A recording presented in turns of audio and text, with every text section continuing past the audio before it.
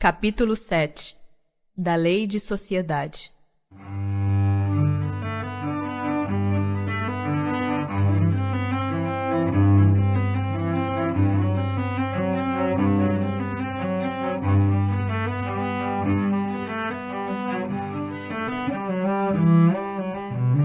Necessidade da vida social.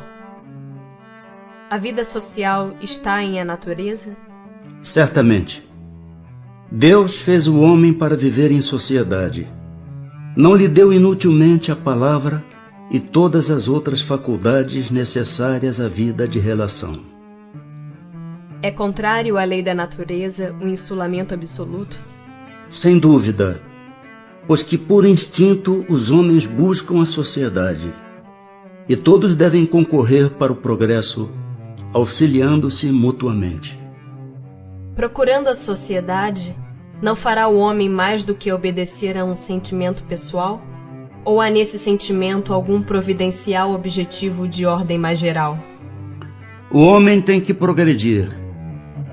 Isolado não lhe é isso possível, por não dispor de todas as faculdades. Falta-lhe o contato com os outros homens. No isolamento, ele se embrutece e estiola. Vida de isolamento. Voto de silêncio. Concebe-se que, como princípio geral, a vida social esteja na natureza. Mas uma vez que também todos os gostos estão na natureza, por que será condenável o do isolamento absoluto desde que cause satisfação ao homem? Satisfação egoísta. Também há homens que experimentam satisfação na embriaguez. Merece-te isso aprovação? Não pode agradar a Deus uma vida pela qual o homem se condena a não ser útil a ninguém. Que se deve pensar dos que vivem em absoluta reclusão, fugindo ao pernicioso contato do mundo? Duplo egoísmo. Mas não será meritório esse retraimento se tiver por fim uma expiação, impondo-se àquele que o busca uma privação penosa? Fazer maior soma de bem do que de mal constitui a melhor expiação. Evitando o mal, aquele que por tal motivo se isola cai noutro, pois esquece a lei de amor e de caridade.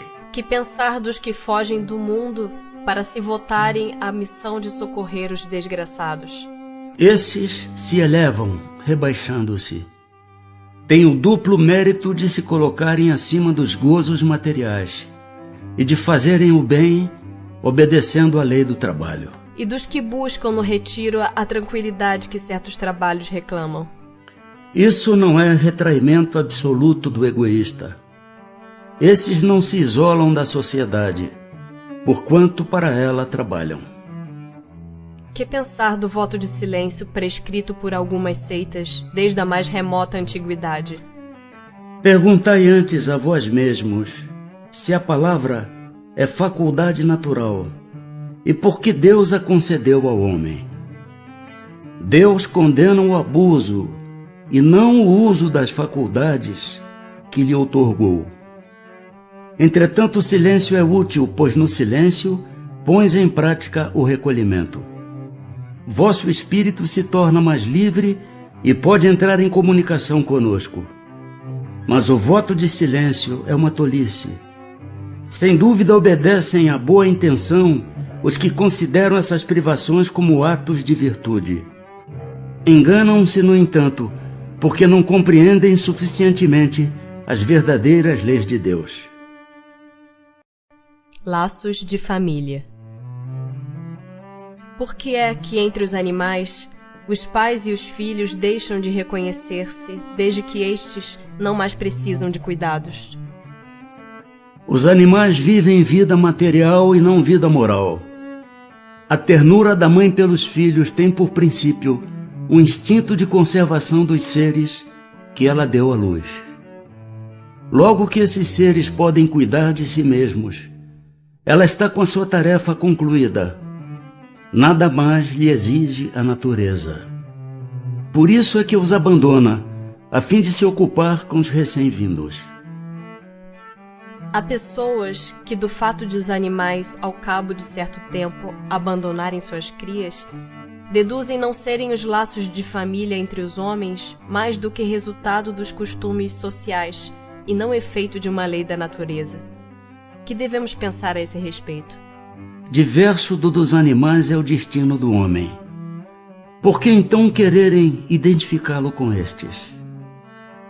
Há no homem alguma coisa mais, além das necessidades físicas. Há a necessidade de progredir. Os laços sociais são necessários ao progresso, e os de família mais apertados tornam os primeiros. Eis porque os segundos constituem uma lei da natureza. Quis Deus que por essa forma os homens aprendessem a amar-se como irmãos. Qual seria para a sociedade o resultado do relaxamento dos laços de família? Um aumento do egoísmo.